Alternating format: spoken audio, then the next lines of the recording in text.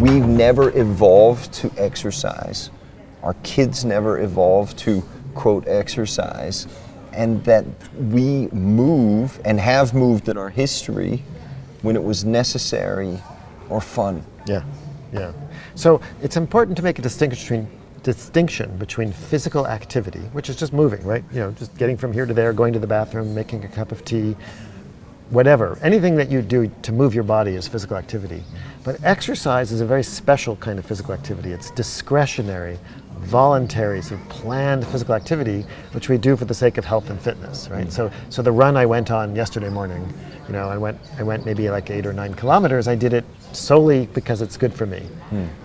That's a modern behavior. Nobody did that until recently, right? Because until recently, everybody had to be very physically active in order to survive. And people also were physically active and it was fun. But when you're in that kind of circumstance, who goes for a run? You know, you don't need to do that. We have an epidemic of physical inactivity.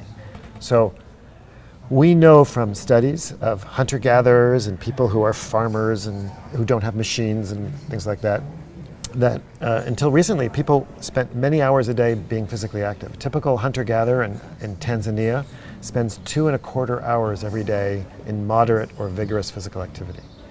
And today, average Westerners in countries like the United States and England and Denmark are spending less than a tenth of that. You know, maybe 15, 20 minutes a day. Might be typical for a lot of people.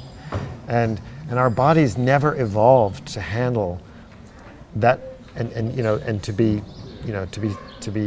healthy without a certain degree of physical activity.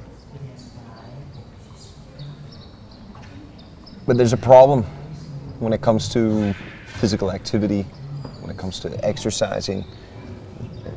We're not really evolved to be attracted to it. Yeah. I mean, that's the essence. So, because remember, physical activity is just moving around, but exercise is planned, voluntary physical activity for the sake of health and fitness, right?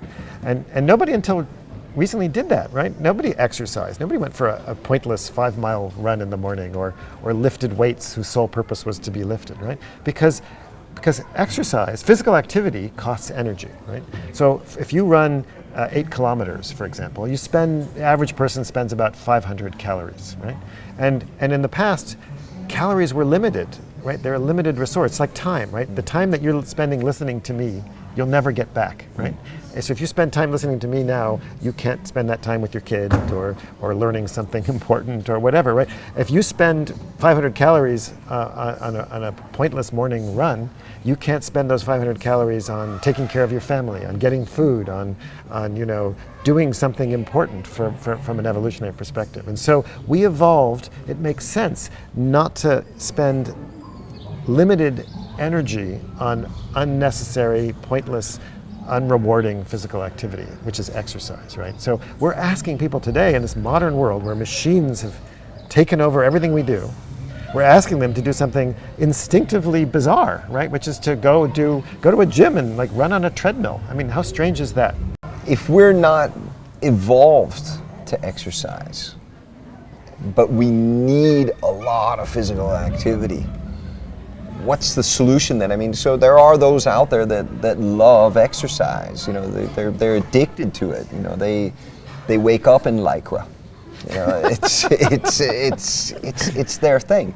But when I listen to what you're saying here, and after reading your book, Exercised, I've become more and more convinced that the exercise, so-called exercise freaks, and that's maybe being a little tough because I probably am categorized as one. We're not normal.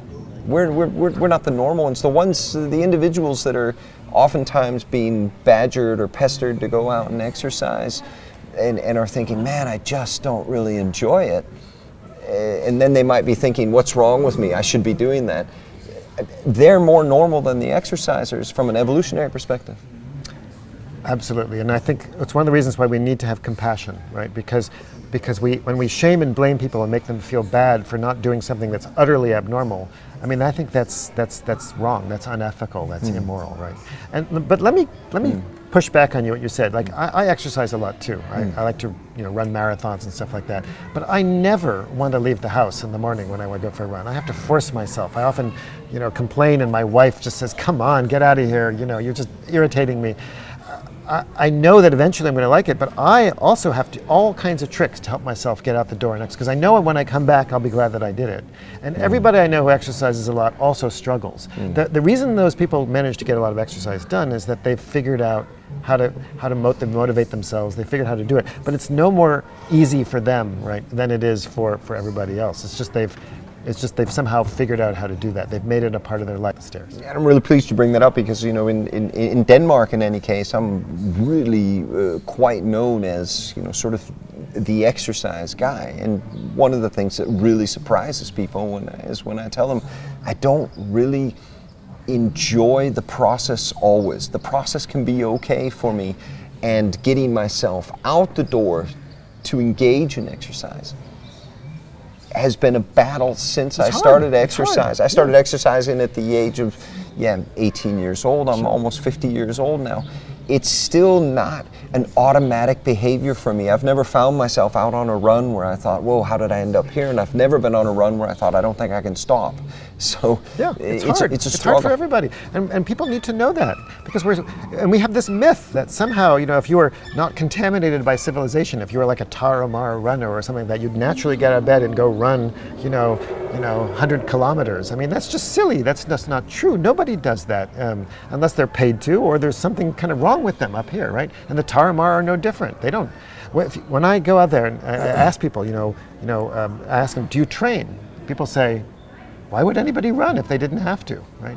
When they run because they run to get food, or they run because it's a form of prayer, right? They value it. It's important for them. But they don't exercise. They don't even think of what they do as exercise.